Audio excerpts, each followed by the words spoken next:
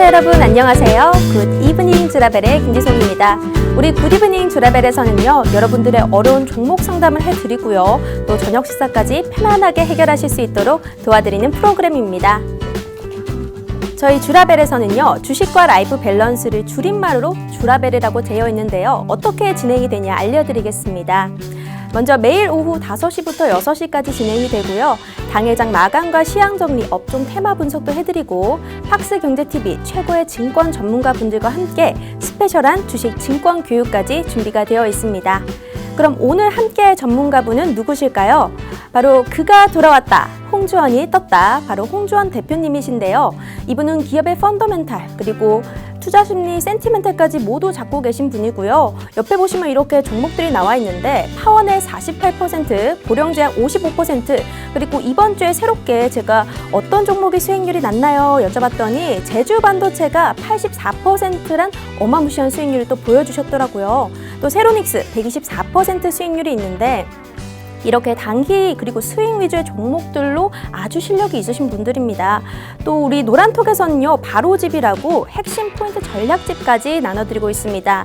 이런 좋은 정보들을 알기 위해서는 우리 노란톡방에 들어오셔야겠는데요. 바로 참여 방법을 알려드리도록 하겠습니다.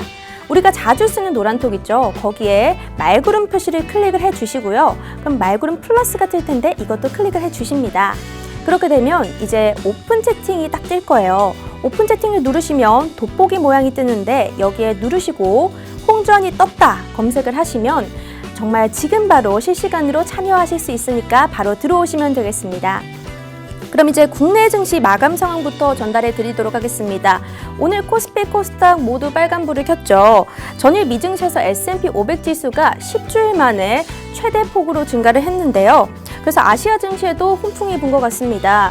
코스피부터 살펴보자면요, 1.32% 올랐고요. 40.28포인트 오른 3,096선에 마감했습니다.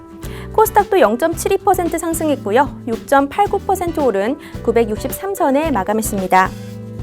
사실 이제 이전에 게임스탑이라는 이 주식이 정말 이슈가 됐는데요. 개인과 헤지펀드의 싸움으로 이슈가 됐었죠. 그런데 어제 주가가 30% 이상 떨어지면서 투기적 매수세는 조금 약화됐고요. 또 변동성에 대한 우려가 약화되면서 다른 종목으로 매수세가 좀 들어왔습니다. 투자자별 매매 수급 상황도 한번 보도록 하겠습니다. 자, 오늘은 외국인과 기관에서 쌍끌이 매수세가 나왔었는데요. 자, 일단 외국인부터 보자면요. 코스피에서는 1,959억 원을 사들였고요. 기관은 110억 원을 팔아치웠습니다. 개인이 오늘 매물 출회 현상이 좀 일어났는데 차익 매물이 좀 나왔습니다. 그래서 개인이 1,896억 원 팔아치웠습니다. 코스닥을 보면 외국인과 기관이 쌍끌이 매도했고요. 개인이 798억 원 사들였네요. 자, 그러면 이제 이슈 포인트 정리해 보도록 하겠습니다. 첫 번째 이슈 포인트입니다. 어제는 코스피가 3,000선을 회복을 했었죠. 오늘 코스피는요, 3,120선까지 탈환에 성공했습니다. 마감 때는 조금 이제 소폭 하락했지만요, 그래도 3,100선에 왔다 갔다 하고 있는데요. 상승 출발했던 코스피는 외국인과 기관의 매수세에서 상승세가 나왔었는데 한국판 게임스톱 대상으로 약간 분류가 됐었던 셀트리온 그리고 HLB는 오늘 힘이 다소 떨어진 모습이었습니다. 그래서 앞으로의 시장 대응 전략은 어떻게 세워보면 좋을지 첫 번째 이슈 포인트고요. 두 번째는 이제 이런 변동성 확대 국면에도 2차 전지는 꾸준하게 오르는 모습을 보였습니다. 개인들의 매수세가 집중됐던 이 대형주 같은 경우에는 지금 최근에 계속해서 집중 조정이 되는 모습을 보이고 있지만 2차 전지는 다른 나라의 얘기인 것 같습니다. 그래서 앞으로 이제 K배터리 시대가 도래할 수 있을까 한번 여쭤보도록 하고요. 마지막으로는 우리 홍주원 전문가님께서 또 오늘도 좋은 바로 기법을 준비해 오셨다고 하는데요. 어떤 내용일지 궁금하시죠? 자, 그럼 이제 전문가님과 함께 해보는 시간을 갖도록 해보겠는데요. 지금 바로 전문가님 만나보도록 하겠습니다.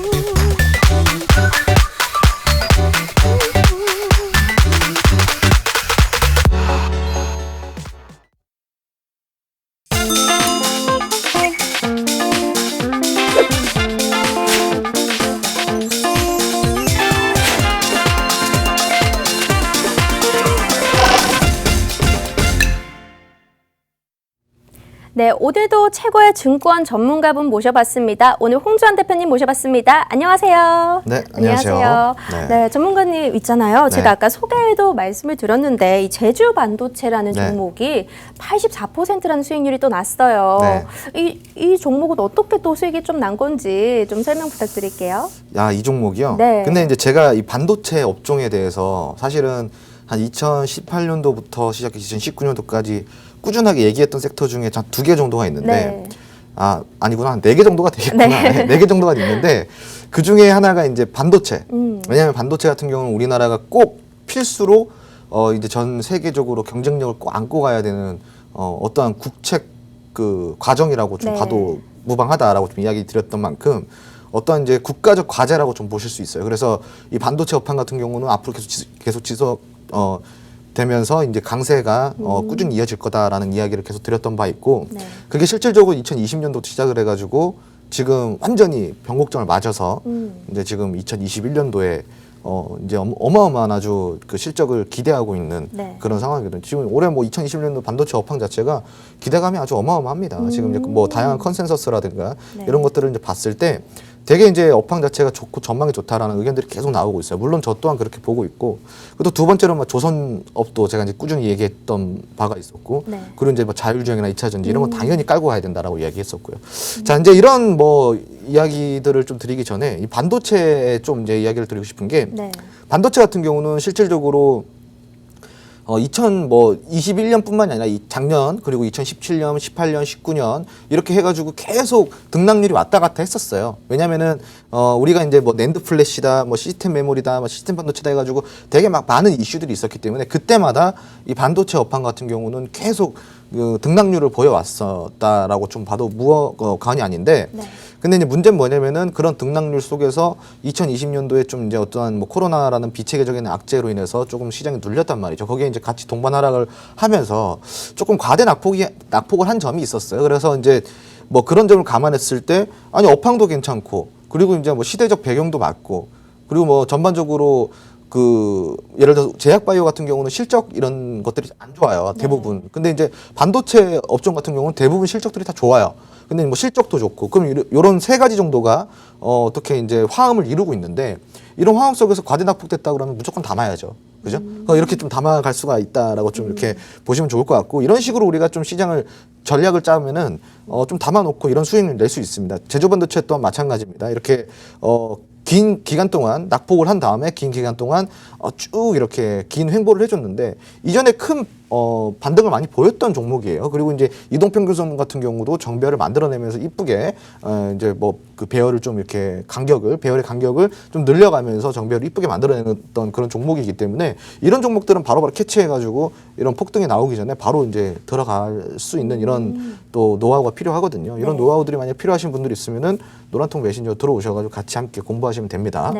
저희 노란통 메신저 하니까 또 떠오르는 이야기가 있죠. 지난주에 저희가 공략주 얘기가 또 있었는데요. 어때요? 공략주 그때 라이브 방송 해주셨나요? 네, 라이브 방송 해줬는데 제가 이제 방송 초반부터 이제 공략주를 이제 좀 오픈을 안 하고 좀 이제 후반부 가서 끝날 때쯤 공략주 좀 오픈해드리면은 좀 좋을 것 같아요. 아직 유효합니다. 오늘 공략주 제가 먼저 말씀을 드린 게 사실 이게 더 상승 여력이 있기 때문에 오늘 지금 이 방송을 보시는 시청자분들이 노란톡방에 지금 홍전이 떴다 검색을 하시고 들어오시면요 또 올라갈 수 있는 이런 종목들을 오늘 받아보실 수 있거든요. 그렇기 때문에 지금 제가 설명을 드린 거고요. 노란톡방에 들어오시면요 지난주에 저희가 라이브 방송에서 얘기를 해드렸던 이제 초선까지만 얘기를 해드렸던 이 종목에 대해서 또 같이 이야기도 해보실 수 있습니다. 자, 그러면 이제 다음은 우리 이슈 포인트 첫 번째로 짚고 넘어가야겠죠. 첫 번째 이슈 포인트는요. 오늘은 조금 시장이 좋았던 것 같아요. 반등이 좀 나왔는데 앞으로의 이제 시장 대응 전략을 좀 어떻게 세워보면 좋을까? 이것도 궁금하고 개인들이 계속해서 이 매물 출회 현상이 좀 나올 수 있나? 이것도 궁금하거든요. 우선은 이제 좀 이렇게 이야기를 드리고 싶어요. 오늘 뭐 시장 자체가 누가 샀고 누가 팔았다라고 좀 단정 짓기 어려운 시장이었습니다. 그래서 이제 왜냐면은 장 초반부터는 이제 기관과 외인이 팔기 시작해가지고 개인만 좀 사는 형상으로 갔다가 장 후반부부터 시작을 해서는 개인이 다시 이제 팔자로 전환을 하고 기관과 외인이 다시 이제 사자로 전환을 하면서 이렇게 강한 또 혼조세를 보였거든요. 그런데 이게 보면은 조금 저는 경고의 신호라고 저는 생각을 하고 있습니다. 이게 그 어떠한 시장의 주체가 되는 이제 어떠한 손바뀜이 이루어지고 있는 시즌이 아닌가라는 좀 생각을 하고 있는데 이런 시기에 우리가 정말 조심을 해야 됩니다. 그래서 이제 문제는 뭐냐면은 오늘 같은 시장이 좀 좋았다라고 표현하기는 좀 그렇고 네. 강한 혼조세를 빚으면서 앞으로의 좀 시장에 더 큰 상승을 해줄 것이라는 이런 그런 확정적인 어떤 그런 의견을 내비치기가 되게 어려운 시장이었습니다. 그래서 이제 조금 보면은 이제 앞으로 시장이 좀 눌릴 수도 있고요. 그리고 이제 이 손바뀜이 어떻게 이루어지는가에 따라 시장의 이제 운명이 좀 결정된다라고 좀 저는 설명을 드리고 싶어요. 그 오늘 같은 경우는 지수가 이제 쭉 올라갔다가 윗꼬리가 다는 모습을 보여주면서 결국은 뭐 상승 마감을 했지만 다소 조금 이제 아쉬운 시장이었어요. 근데 이제 이런 시장 속에서 자, 개인이 사다가 팔고 팔다가 사고 뭐 이런 게 계속 이제 지속이 됐었고요. 그리고 이제 지금 어떻게 보면은 주체 세력이 어떤 매물을 빼고 어떤 매물을 또 주워 담았는지 이런 것도 지금 구분이 안 되는 시장이란 말이죠. 이런 시장이 어떻게 보면은 앞으로의 어떤 시장을 판가름할 수 있는 지금 되게 중요한 날이에요. 오늘도 그렇고 아마 내일도 그럴 겁니다. 그럼 이런 시장 속에서 우리가 대응정을 정말 잘 찾아가야 되는데 제가 봤을 때는 시장은 경고 없이 낙폭이 와요. 경고 없이 급락이 옵니다. 예를 들어 저번 주 같은 경우는 어땠어요? 경고가 있었나요? 경고 없었잖아요. 그냥 뭐 쭉 빼버리잖아요. 근데 이제 이런 시장이 가능한 이유는 많이 올랐기 때문에 가능한 거거든요. 많이 올랐기 때문에 많이 뺄 수도 있는 거예요. 빼는 이유는 솔직히 말해서 조금만 어떠한 이유만 갖다 붙여도 뺄 수 있는 이유는 수십 개를 만들 수가 있어요.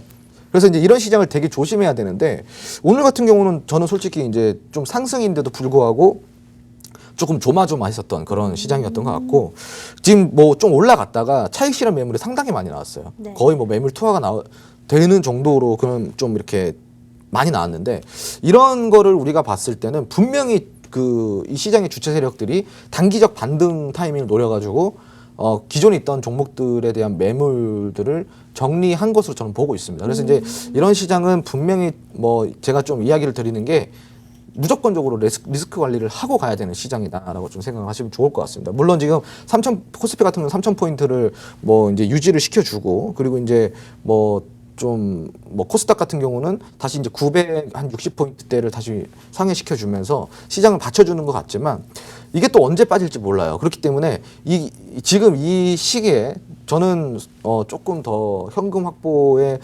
무게를 중심을 좀 둬야 되지 않을까 개인 투자자분들이 그래야지 나중에 시장의 뒤통수를 안 맞지 않을까 이런 네. 생각을 하고 있습니다. 이제 아무튼 뭐 오늘 시장 자체로 봤을 때는 혼조세가 정말로 강한 시장이었다라고 좀 이렇게 표현을 해드리고 싶어요. 네, 알겠습니다. 그리고 전문가님 혹시 게임스탑 이슈에 대해서 알고 계신가요? 네네네. 그 게임스탑 이슈가 이게 시장에 미친 영향이 어느 정도인지 이제 주린이 분들이 물어보시는 분들도 계시더라고요. 좀 설명 가능하실까요? 네, 이제 게임스탑에 이제 이게 말들이 많습니다. 네. 그래서 제가 좀 오늘 좀 설명을 좀 정확하게 드리자면은 네. 지금 게임스탑의 이슈가 왜 생겼냐?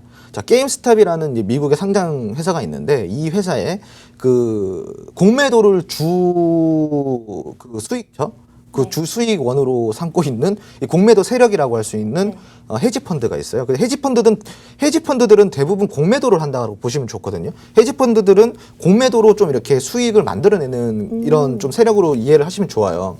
뭐 물론 다 모든 헤지 펀드가 그런 건 아닌데 대부분의 헤지 펀드들은 그렇습니다. 근데 이제 이런 헤지 펀드가 지금 게임스탑이다 뭐다 해가지고 지금 여기에다가 한마디로 이제 공매도 의견을 계속 그 보고서를 낸 거죠. 공매도를 하겠다. 근데 여기서 이제 개인 투자자들이 예전 같으면은 겁을 지레 먹고 빠질 텐데 개인 투자자들이 지금 예전에 개인 투자자가 아닌 거지.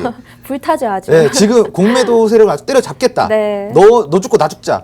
이런 식으로 지금 뭐 거의 대결 구도로 네. 가다 보니까 근데 헤지펀드가 아무리 돈이 많다 그래도 이 개인 투자자들의 이 모든 자본을 합친 것만큼 많지는 않거든요. 당연히 질 수밖에 없는 거죠. 네. 근데 이제 헤지펀드가 이렇게 계속 며칠 동안 싸움을 하다가 만세를 불렀어요. 아, 네. 미안하다.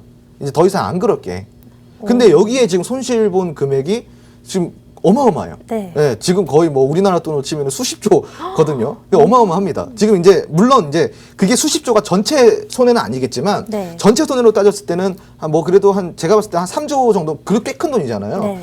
이 정도는 되는데 지금 이 헤지 펀드들이 이 게임스탑에서 손해를 본 거를 다른 쪽으로 지금 그 상회를 시켜야 되잖아요. 네, 자금을 좀 충당하기 위해서. 자금 좀 충당도 네. 해야 되고 손해 본 걸 좀 까야 되잖아요. 한마디로. 그러다 보니까 기존에 잘 있던 종목들을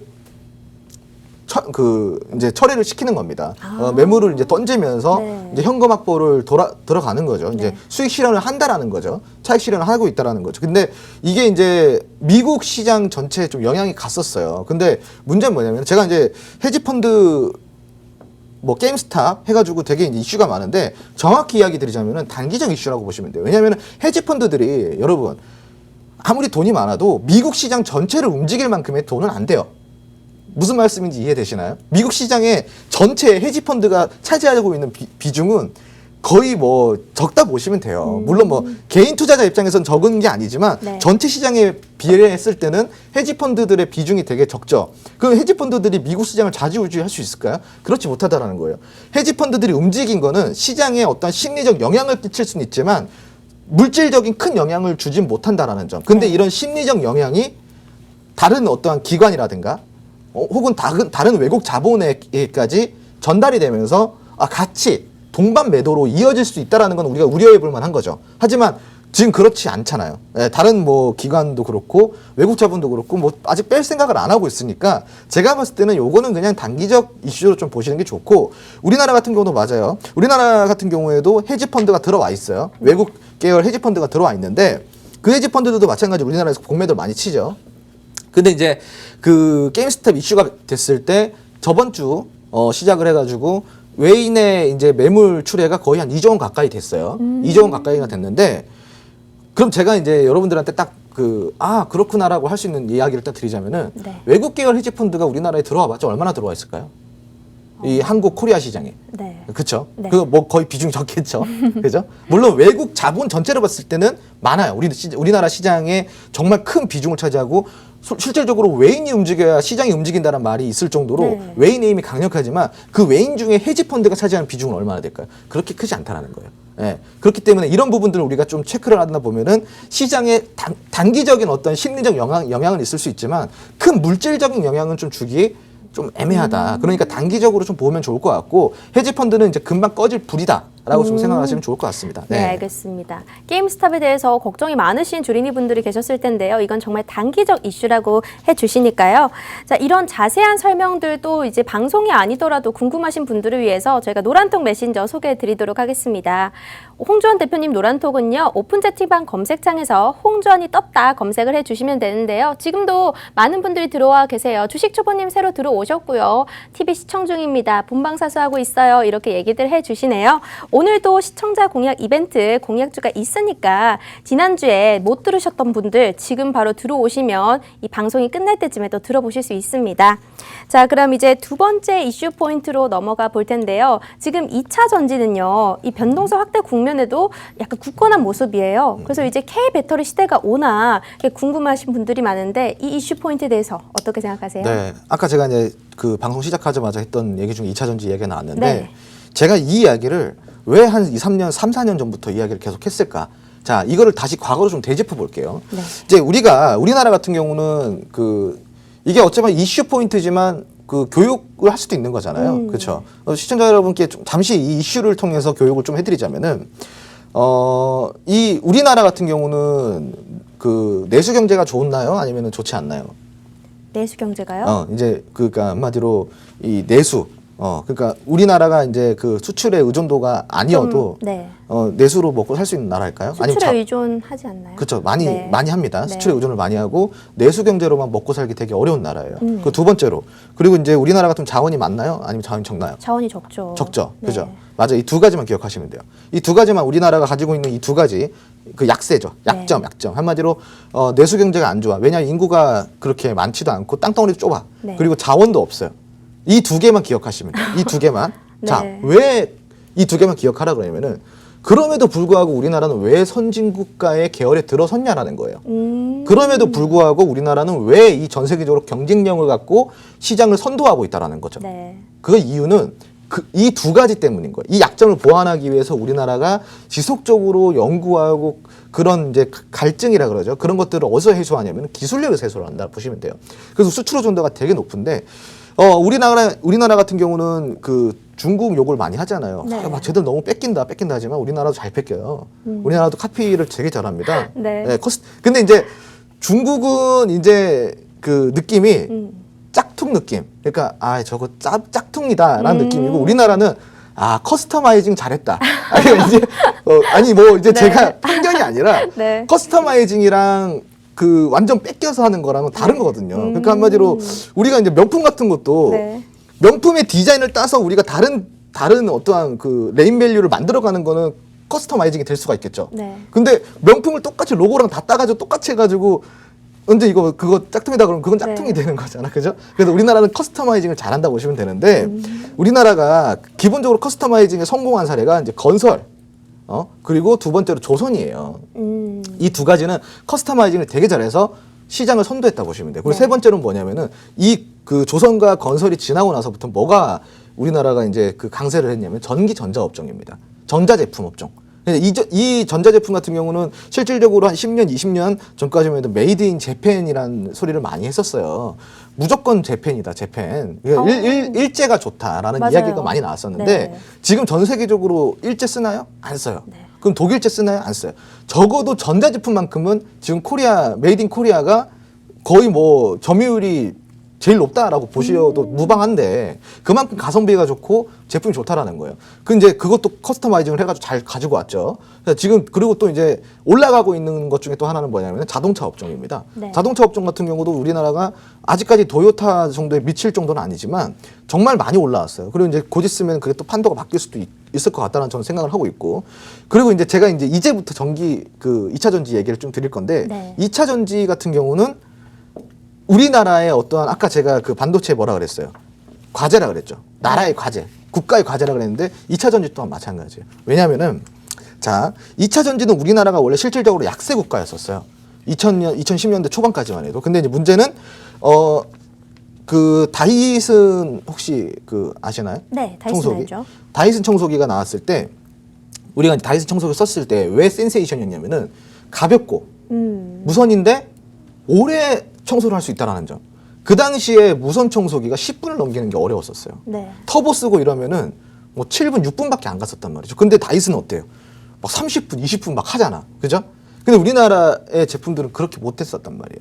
그때부터 이제 우리나라가 이 배터리에 대해서 개량하고 막 개선시키고 이래가지고 경쟁이 불붙기 시작했는데 결국은 지금 따라잡았잖아요. 네.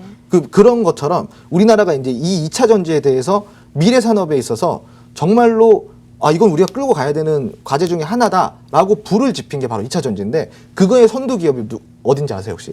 아니요, 잘 모르겠는데. LG입니다, LG. LG 하면 전자죠. 네, 맞아. LG가 이 2차 전지를 이거는 내가 때려 죽여도 내가 이거는 무조건 고수하고 내가 이거 가져가겠다라고 네. 한 게 바로 2차 전지인데 그 이유가 바로 뭘까요? 자, 휴대폰 사업에, 스마트폰 사업에 폐해입니다. 스마트폰 사업에 폐하면서 완전 망하면서 이제 더 이상 스마트폰에서는 기대를 할 수가 없었어요. 네. LG는 이제 세계적인 경쟁력을 갖추고 가야 되는데 그 세계적인 경쟁력을 가지고 가기에는 전자제품으로만은 하기에는 되게 힘들잖아요. 네. 그래서 이제 LG 화학부터 시작을 해가지고 LG 계열사 전체가 이 전기차, 그 2차 전지 사업에 다 뛰어들기 시작합니다. 그러니까 이게 거의 LG의 그 영혼을 갈아 넣었다라고 네. 봐도 과언이 아닐 정도의 그건데 근데 이게 당연히 LG 입장에서 SK랑 되게 다투고 있잖아요. 네. 2차 전지 그 배터리 기술로 당연히 그럴 수밖에 없는 게 LG 같은 경우는 진짜 맨 땅에 헤딩을 해가지고 그거를 이렇게까지 읽어냈는데 SK 같은 경우는 이제 그 정도가 아니라 좀 어떠한 불미스러운 일이 있으니까 이거는 이제 좀 이야기를 좀 덜 할게 아무튼 LG 입장에서 열받을 수밖에 없는 거예요. 네. 그래서 이제 아무튼 결론적으로는 뭐냐면은 이런 2차 전지 사업 같은 경우는 우리나라가 앞으로 시장을 무조건 먹고 가야 되는 이 국가 과제이기 때문에 국가에서도 밀어주고 있는 사업이고 그리고 실질적으로 지금 점유율 좀 제가 이야기를 좀 드리자면은 네. 한국 시장이 그 세계 전체에 지금 차지하고 있는 그 배터리 산업의 점유율이 네. 거의 37, 8% 정도 될 거예요. 오. 예. 근데 그 중에서 LG전자가 글로벌 순위, 글로벌 점유율이 2위입니다. 2위. 오, 높네요. 근데 지금 1위랑 네. 약 1% 차이예요. 누적 점유율이. 네. 그럼 이제 곧 있으면 LG가 점유율을 따라잡겠죠. 네. 지금 이제 K 배터리 시대가 오는가라고 질문을 주셨는데 아무튼 말을 뺑뺑 돌려서 죄송한데 지금 이런 내용을 들었을 때 앞으로 더 커지면 더 커지고 기술이 더 좋아지면 더 좋아졌지 퇴보되진 않는다라는 이야기를 드리고 싶었던 거고 아, 우리나라가 그만큼 이렇게 성장 동력이 좋았던 이유 중에 하나는 기술력이라는 겁니다. 그 기술력을 지금 이 LG가 온 기술력을 여기다가 지금 영혼을 갈아 넣어서 만든 그리고 SK 또한 지금 따라오고 있고요. 지금 그렇기 때문에 이거는 시장의 점유율을 더 늘려갈 수 있으면 있었지 퇴보하진 않을 거라는 사실을 이제 시청자 여러분께서 참 참고를 해주시면 좋을 것 같고 뭐 수소차 좋고 다 좋아요. 그래도 이 2차 전지만큼 배터리 산업만큼은 이 지속성이 없을 겁니다. 이 배터리 산업은 앞으로 이제 오늘 제가 또 이제 갖고 나온 주제에 일맥상통하는 부분인데 아무튼 주도를 오래 할 거다라고 좀 생각을 하시면 좋을 것 같아요. 네, 알겠습니다. K 배터리 시대는 도래할까 질문을 드렸는데요. 퇴보는 안 하고 더 전진밖에 할 일이 남지 않았다라고 말씀해 주셨습니다. 자, 그럼 이제 전문가님이 준비해 주신 핵심 교육 기법이 남아 있는데요. 오늘은 어떤 교육 기법 들고 오셨나요? 네, 오늘은 네. 이제 지금 방금 이제 제가 그 이야기를 했던 부분들을 연달아서 좀 다시 되짚어 보자면은 시대마다 시장을 주도했던 기업들, 섹터들을 이야기했잖아요. 뭐 네. 건설, 뭐 조선, 그리고 지금은 이제 전기, 전자, 그리고 지금은 뭐 배터리나든가 이런 뭐 친환경 이런 것들을 얘기하고 있는데 이런 것들을 바로 설명해 드리는 주도주를 알아보는 겁니다. 이게 지금 이 시장을 주도하고 역사적으로 몇 년도부터 시작을 해서 주도해왔던 섹터들이 다 있거든요. 역사적으로. 그래서 이런 주도주에 대해서 알아보는 레슨을 가지고 왔어요. 네. 네. 주도주 한번 보도록 할까요? 저희 교육 기법이 어떻게 별로 준비... 안 궁금해하신 것 같아요. 아, 제가 너무 안 궁금해했나요? 별로 안 너무 궁금해하신 것 궁금해요. 같아요. 아, 그래요? 네. 알겠습니다. 네. 오늘은 이제 주도주에 대해서 이제 알아볼 건데, 자, 주도주를 알아보기 전에 네. 주도주란 이제 무엇인지부터 좀 알아봐야겠죠. 네. 우리가 이제 주도주를 알아볼 때 흔히 그냥 시장에 오늘 같은 경우는 뭐 제약이 주도를 했다. 그래서 네. 제약 섹터를 주도주라고 이렇게 생각하실 수 있는데 그거는 오늘의 관점에서 당일 관점에서 하지만 주도주는 당일의 관점에서 보는 게 아니라 긴 호흡으로 봐야 됩니다. 그래서 이제 오늘 주도주에 대해 정확하게 알아보는 시간을 가져보도록 하겠습니다. 네. 자, 주도주는 네. 큰 수익을 줄 수 있어요. 그래서 제목이 큰 수익을 위한 주도주 매매입니다. 주도주 매매. 안 보이네. 어깨가 넓어가지고. 네, 지금 이제 큰 수익을 주기 위한 주도주 매매입니다. 주도주 매매. 이 주도주 매매는 어떻게 해볼 것인지 오늘 제대로 한번 알아보도록 하겠습니다. 자, 시청자 여러분 이제 잘 들어주시고요. 되게 중요한 내용입니다. 자, 주도주란 무엇인가? 지금 이제 보시면은 시장이나 섹터 그리고 테마를 전반적으로 이끌어가는 종목이라고 할 수가 있어요. 시대가 원하는 조건에 부합이 되는 업종이나 그런 성격을 띤 종목이어야 된다라고 좀 생각하시면 좋은데 이게 무슨 이야기냐면은 예를 들어서 뭐 2차 산업, 3차 산업, 4차 산업 이런 식으로 계속 나뉘고 있거든요. 지금 같은 경우는 2020년도 같은 경우는 어떤 시대였어요? 코로나 시대잖아. 네. 그럼 코로나 시대면 코로나 성격에 맞는 기업들로 우리가 편입을 해야 되는 게 맞는 거고, 그죠? 그런 식의 이제 우리가 업종이나 성격을 이야기를 드리는 거고, 이런 것들을 우리가 잘 체크를 해야지만 이제 앞으로 주도주를 알아보는데 되게 도움이 많이 된다라고 좀 생각하시면 좋아요. 자, 주도주의 특징은 무엇이 있을까? 자, 어떤 특징이냐면은 첫 번째로 주도주는 수명이 존재합니다. 수명이 있습니다. 주도주는 뭐 우리 사람도 수명이 있듯이 주도주에도 수명이 있어요. 짧게는 수개월에서 길게는 한 2, 3년 정도 이렇게 수명이 있다 보시면 되는데 이거는 제가 이제 보편적인 이야기를 드린 거고 이 주도주 같은 경우는 지금 우리 시장에서 25년 동안 주도하는 게 있어요. 뭐가 있을까요? 25년 네, 동안요? 25년 동안 지금 우리 국내 시장을 주도하고 있는 주도 기업이 있어요. 종목이 있어요. 뭘까요?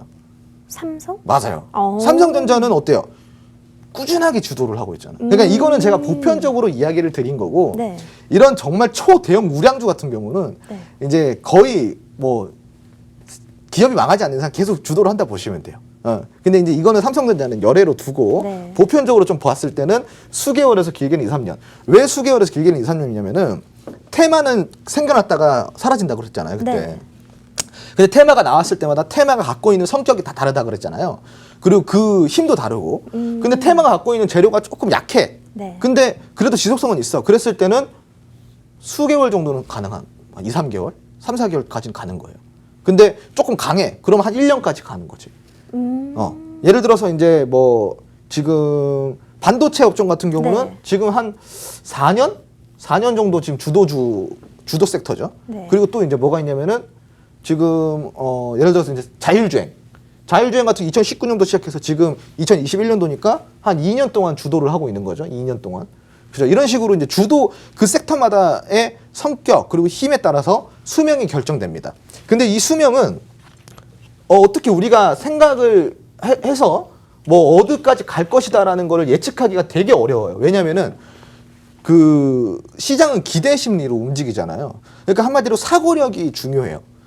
그러니까 이제 제가 객관적인 생각을 갖고 본인 스스로가 이게 뭐 어느 정도 가겠다라는 되게 데이터적인 전략적인 그런 생각을 해야 되는데 기대심으로만 이거 몇 년 가겠다라고 하면 안 되는 거예요. 예를 들어 가지고 뭐 이제 마스크 관련주 해가지고 제가 이제 예전에 종목 상담할 때 마스크 관련주에 막 들어가가지고 웰크론 들어가가지고 물려가지고 막 이제 탈출을 못 하시는 분이 있었어요. 왜 샀냐고 물어보니까 아니 당연히 이제 뭐 코로나가 이제 되게 많이 확산이 되니까 이게 뭐 마스크 더 잘 팔리고 그럴 것 같아서 그냥 그렇게 샀대요. 네. 그래서 그러면은 제가 그랬어요. 그럼 코로나가 언제까지 갈 것 같아요? 그러니까 그 분이 얘기한 게 뭐 그래도 뭐 한 1년, 2년 정도 가지 않을까? 이렇게 얘기를 하시더라고요. 네. 그럼 이제 예를 들어서 이렇게 보는 거예요. 코로나가 1년, 2년 간다 그래서 코로나 있는 마스크주가 수명이 2년, 3년 될 거라는 생각을 하신 거잖아, 그분은. 그쵸. 예를 들어서. 네. 그죠? 그 본인의 생각으로 그렇게 하신 거잖아. 그렇게 생각하시면 안 된다는 거예요. 네, 그렇게 생각하시면 안 된다는 겁니다. 그래서 이제 좀 더 객관적인 분석이 필요하다는 거. 수명을 계산할 때는. 그래서 그런 거 좀 조심을 해주셔야 되고요. 그 주도주만의 사이클이 있어요. 이 사이클은 최소 3개월 이상의 상승 사이클을 보여야지만 주도주라고 할 수가 있는 거예요. 예를 들어서 뭐가 있을까? 이제 뭐 최근에 우리 앵커님께서 생각하시는 주도주는 뭐가 있어요? 주도 섹터는? 주도 섹터요? 네. 저는 계속해서 이제 친환경이나 2차 전지 이런 쪽인 것 같고. 그러면 친환경 2차 전지 같은 경우 얘기를 드려보자면은 네. 친환경 같은 경우는 실질적으로 이제 문재인 대통령께서 당선이 되고 나서 네. 자 이제 2019년에 사전에 정책 발표를 했었어요. 네. 어떤 정책이었냐면은 이제 그 대규모 SOC 디지털 SOC라 그래가지고 막 이런 걸 발표를 했는데 그게 이름이 바뀐 게 바로 뉴딜이라는 이름이 바뀐 거예요. 그러니까 이 뉴딜은 갖다 붙인 거지. 네. 정책은 이미부터 나와 있었던 거예요. 네. 당선이 되자마자 거의 준비를 하고 있었던 거예요. 이게 이제 그 코리아 정책인 거죠. 한국 정책인데 여기다가 그린 뉴딜 붙인 게 친환경이고 네. 뉴딜 앞에 디지털 뉴딜 붙인 게 뭐예요? 디지털 SOC 붙인 게 디지털 뉴딜이 되는 거예요. 네. 그러니까 뉴딜이 이렇게 나뉘는 거지. 이렇게 보시면 좋고. 근데 이제 지금 방금 말씀하신 2차 전지 그 친환경 섹터 같은 경우는 그건 따지고 보면 2020년도부터 실질적으로 움직여주기 시작했어요. 네. 그죠? 뭐 이제 풍력 에너지, 태양광 에너지 이렇게 막 움직여주기 시작했죠. 그러면 지금 약 한 6개월 동안에 6개월에서 7개월 정도의 상승 사이클을 기록한 거예요. 그럼 주도주가 맞아요, 아니에요? 맞아요. 그렇죠. 여기에 지금 특징에 들어가는 게 맞죠. 그러니까 이런 식으로 우리가 보는 겁니다. 무조건적으로 이런 사이클을 가지고 있어야지만 주도 섹터네, 주도주네 할 수 있는 거예요. 그렇지 못하고 한 일주일, 한 2주일 이렇게 가고 상승 사이클을 더 이상 보이지 않는 거는 절대로 주도주가 될 수가 없습니다. 그러니까 이런 건 조심해 주셔야 돼요. 예를 들어서 제약 같은 경우. 네. 네. 제약 섹터는 잠깐의 시장의 주도는 할 수 있지만 꾸준하게 상승 주도를 못 해요. 왜냐? 제약 섹터는 변동폭이 너무 심하잖아요. 임상에 대한 기대 그리고 결과에 대한 기대 때문에 이게 정말 등락률이 심하기 때문에 이런 것 같은 경우는 상승 사이클을 꾸준히 우상향으로 그려내지 못하죠. 어떻게 그려져? 그러면은 뭐 떴다 그러면 이렇게 그려지잖아요. 뭐 떴다 그러면 이렇게 되고 이게 상승으로 간다라는 건 우리가 어떤 의미로 봐야 되냐면은 이렇게 보시면 돼요. 이런 식으로 계속 추세를 타고 차근차근 올라가요. 차근차근 올라가는 이런 종목들이 이제 주도주가 될 가능성이 되게 높습니다. 그래서 이제 이런 상승 사이클 올라가는 상승 사이클을 이제 우리가 이제 가지고 가야지만 해당이 된다라고 좀 생각하시면 좋을 것 같습니다. 네, 알겠습니다. 네, 그리고 주도주는 유통 물량이 보장되는 중대형주에서 이제 나온다라고 좀 보시면 좋아요. 왜 그러냐면은 주도주라는 건 뭐예요, 시청자 여러분? 주도주라는 거는 시장에 온 세간의 관심을 받는 게 바로 주도주예요. 그리고 시장이 관심을 받을 수밖에 없기 때문에 주도주가 될 수 있다는 겁니다. 그럼 많은 사람들의 관심을 받게 되면은 자, 사고 팔 수 있는 이 물량이 많아야 될까요, 적어야 될까요? 많아야겠죠. 당연히 많아야 되겠죠, 그죠? 근데 이게 적으면은 사람들이 이게 뭐야, 이거 뭐 잡주도 아니고 이렇게 관심을 꺼버릴 거 아니야. 그러니까 이거 같은 경우는 무조건 물량이 보장이 돼야 됩니다. 유통 물량이 보장이 돼야지만 사람들이 관심을 갖고 나도 들어가 볼까 할 수가 있는 거예요. 그래서 중대형주에서 많이 속출이 된다라고 생각하시면 좋고, 소형주는 주도주가 될 수 없습니다. 다만 가끔씩 되는 경우도 있어요. 정말 제가 아까 이야기한 거 있죠. 네. 오늘 하루, 아, 단기적으로. 네, 일주일 요렇게는 할 수 있어요. 네. 근데 절대로 장기적인 어떠한 상승 사이클 속에서 소형주가 주도 섹터나 주도주가 될 수 없다라는 점은 명심하셔야 됩니다. 그래서 이제 이런 중대형주에 속출이 된다라는 점, 그 유통 물량이 무조건 보장이 돼야지만 주도주가 될 수 있다라는 점을 우리가 이제 명심을 하셔야지 앞으로 투자하는데 되게 도움이 되겠죠. 네. 자, 근데 이제 문제는 자, 이렇게 알아도 사실은 주도주를 공략할 때 되게 힘들어요. 그죠? 그래서 실질적으로 이런 주도주를 공략할 때에는 정말 공부를 열심히 하셔야 됩니다. 그래서 이제 이 사이클이 왜 돌아주는지, 이 섹터, 이 테마가 왜 올라가는지에 대한 이유를 정말로 많이 공부를 하셔야 되고, 그 섹터가 갖고 있는 힘이나 재료들을 분석을 많이 하셔야 돼요. 정말 중요한 내용입니다. 그렇기 때문에 이런 주도주를 공략을 했을 때는 실질적으로 상승 사이클 속에서 뭐 200% 수익 내고 50% 수익 내는 거는 진짜 쉽게 낼 수 있어요. 정말 잘만 공략한다 그러면은. 그렇기 때문에 이런 거는 우리가 꼭 공부를 열심히 해야겠죠. 뭐 세상에 공짜가 어디 있어요. 공부라도 해야지 수익을 얻지, 그죠? 자, 그 다음으로는 자, 정말 중요한 거죠. 주도주 알아내는 법.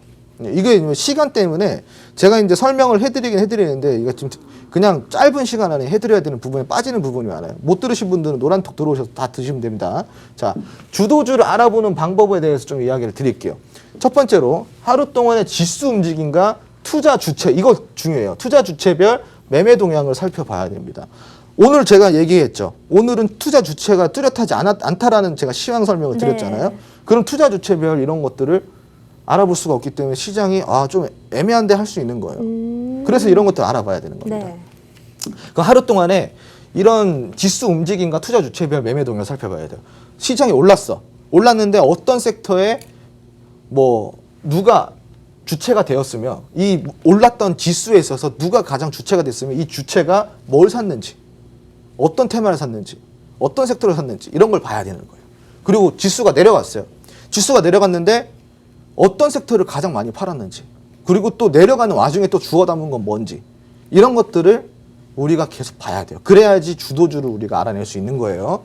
그리고 마지막 두 번째로 최근 1개월 동안의 테마 동향을 살펴봐야 돼요. 이거를 봤죠. 우리가 이거를 맨날 봐. 그러면은 메모장에든 뭐 노트든 적어 놓을 거 아닙니까? 휴대폰이든 막 이렇게 적어 놓을 거 아니에요? 그러면 1개월 동안에 또 이제 테마 동향을 살펴봐야 돼요. 그러면 이 최근에 알아냈던 이 지수 움직임과 최근 1개월 동안의 테마 동향을 살펴보니까 여기서 가장 많이 움직이는 테마가 투자 주체가 투자했던 테마와 겹쳐. 그러면 이게 뭐예요? 주도주가 될 확률이 높다라는 뜻이겠죠. 그래서 이렇게 공부를 해야 돼요.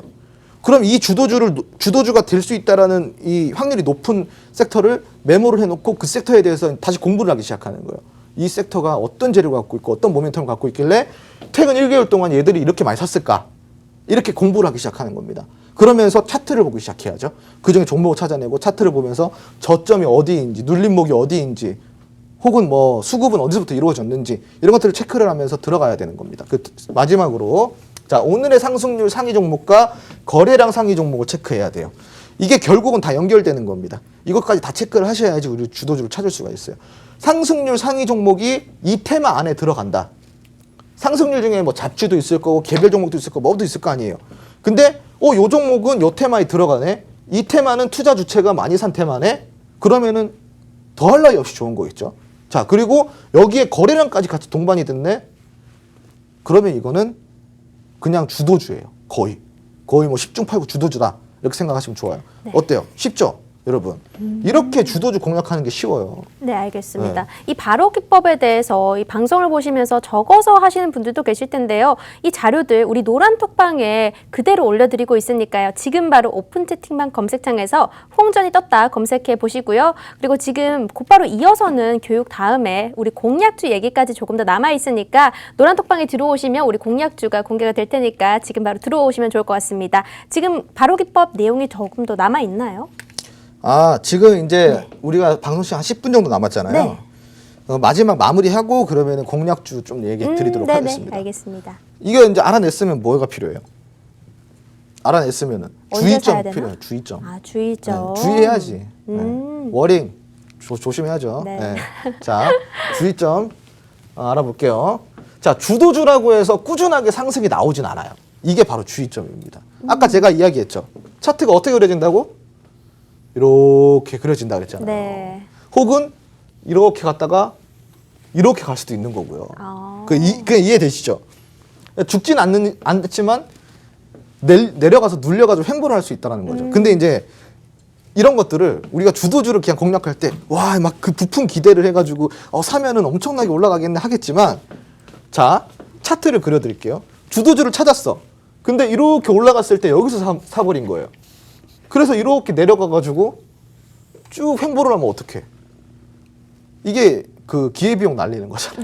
네. 다시 올라는 오겠죠. 다시 올라는 오겠는데 자 여기서 뭐가 털려? 심리 털리고 멘탈 털리고 뭐 이렇게 감정 상하고 여기서 올라왔을 때 짜증 나가지고 팔아버리고 수익 났을 때 구경하고 있고 좀 더 들고 있을 거야. 이게 바로 이 개인 투자자들이 가장 많이 하는 맞아요. 그 사이클이죠. 예. 그래서 이런 것들 주의해야 된다라는 거. 자 여기 그리고 주도주는 언제든지 바뀔 수 있다라는 점. 언제든지 바뀔 수 있어요. 그렇기 때문에 주도주를 공략할 때에는 한번 올라갔던 종목들, 섹터들 중에서 주도주가 확인이 되고 이게 주도주가 확실하다는 관점하에 이 눌림목 구간에서 공략을 하는 게 상승 시기에 우리가 안전한 매매를 할 수 있다는 겁니다. 지금 이게 여기서 사버리면 어떡해요?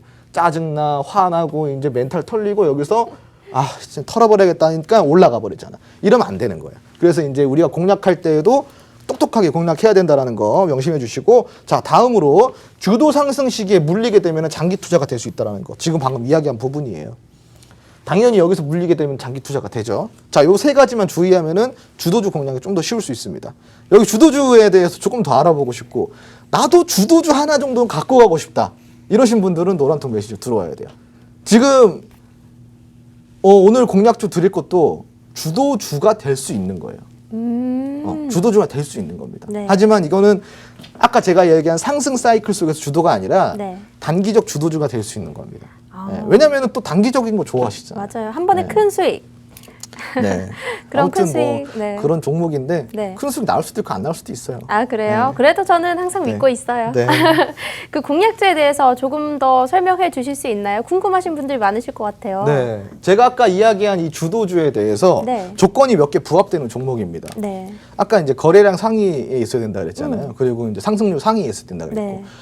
이제 그 과거에 항상 상승률 상위에 있었고 거래량 상위에 있었던 종목이기도 하고 네. 바닥 대비 거래량이 한 300배 정도 증가한 종목이기도 하고요. 그리고 이제 현재 되게 이제 그 중국 합자법인을 통해서 원래는 이제 적자를 면하다가 흑자 전환을 했는데 흑자 전환을 좀 많이 했어요. 그래가지고 좀 이런 것도 몸에 좀 작용되고 있고 그리고 지금 최근에 정치적 이슈도 좀 많이 오르고 있잖아요. 네. 정치적 이슈에 관련된 또 정치적인 어떤 재료 정도는 가지고 있는 그런 종목입니다. 그리고 이제 지금 오늘 저번 주에 시장이 좀 낙폭이 좀 많이 됐었잖아요. 네. 사실은 지금 들어가시는 게 좀 더 오히려 싸게 들어갈 수 있는 저점 매수 기회라고 할 수가 있거든요. 네. 그럼 이런 거 좀 공략하시면은 우리가 이제 이런 뭐 장기 주도주는 아니어도 단기 주도주 정도 하나는 우리가 또 공략할 수 있잖아요. 네. 그래서 시청자 여러분께서 오늘 제 교육도 교육이지만 또 무료 공략주 많이들 기다리시니까 네. 들어오셔가지고 공략주 한 번씩 받아가 보시기 바랍니다. 네, 알겠습니다. 지난주에는 저희가 초선까지 알려드렸는데요. 오늘 지금 노란톡방에 지금 783명이 들어와 계신데 지금 계시는 분들은 조용히 해주시고요. 800만까지 들어오면 그때부터는 우리끼리 약간 그때 초성도 얘기해 보면서 하는 게 어떨까 싶네요. 지금 안녕하세요, 뭐 믿어요 이렇게 많이들 얘기를 해주시는데요. 들어오셔야만 우리 800명 넘어야만 우리 시청자분들 같이 얘기를 하는 시간 갖도록 하겠습니다. 자, 오늘도 정말 지금 시간이 한 6분 정도 남았는데요. 뭐 오늘 딱히 뭐 또 생각해 놓으신 이야기거리 이런 거 있으실까요? 사실은 이제 제가 뭐 이제 이렇게 나와서 네. 뭐 이런저런 교육도 해드리고 그리고 이제 뭐 시황 얘기도 해드리고 하는데 네. 이런 교육들이 어떻게 보면은 그냥 뭐 시청자분들 입장에서는 뭐 그냥 뭐 그냥 교육이지 그렇고 그런 교육이겠지 하실 수도 있지만 이게 제가 이제 이 주식을 알려드릴 때 저는 기법에 대해서는 거의 안 알려드려요, 사실은. 근데 이런 이제 되게 건강한 이론적인 부분들을 좀 더 쉽고 그리고 또 건강한 투자자가 될 수 있는 이런 방법들에 대해서 제가 이론적인 교육들을 되게 잘해드리는 사람입니다. 근데 왜 이론적인 것들에 대해서 먼저 이렇게 이야기를 드리냐면은 이론이 바탕이 되고 그 다음에는 마인드가 바탕이 돼야 돼요. 그런 다음에 기법입니다. 기법은 실질적으로 지금 내가 아무리 수많은 좋은 기법들을 갖고 있는다 그래서 시장에서 이길 수가 없어요. 왜냐하면 제가 아까 이야기했죠. 주도주가 어떻게 그랬어요? 이렇게 왔다가 이렇게 갈 수도 있지만 여기에 물려서 떨어져 버리면은 여기서 손절하는 사람이 70~80%예요. 이걸 못 기다리고 이 타이밍도 잘못됐지만 마인드도 잘못된 거죠. 이걸 여기서 산 것도 잘못된 거지만 그래서 여기 산 게 주도주 공략이 아닌 건 아니에요. 공략일 수도 있고 돌파 매매일 수도 있는데 이미 여기서 우리가 심리가 흔들린다라는 거는 이 타이밍부터 잘못됐다라는 거고 우리가 이제 심리가 흔들린다라는 거는 주식을 대하는 태도 자체가 잘못됐다라는 거죠. 실질적으로 여기서 흔들릴 수 있는 이유는 뭐예요? 저기에 강한 비중을 실어가지고 좀 마이너스 손실률이 크다거나, 거기에 이제 좀 많이 마음이 아프다거나, 막 이런 경우거든요. 근데 이제 이런 것들을 우리가 제대로 알고 그런 다음에 마인드까지 주식을 대하는 태도까지 정말 건전한 태도, 건강한 태도까지 장착을 한다 그러면은 좋은 기법들을 써먹을 수 있는 게 얼마나 많을까요? 정말 많겠죠. 그래서 주식 투자는 우리가 수익을 바라고 하는 건 맞아요. 하지만 제가 좀 이야기 드리고 싶은 거는 주식 부자로 벼락 부자가 될 수는 없습니다. 벼락 부자가 될 수 있어요.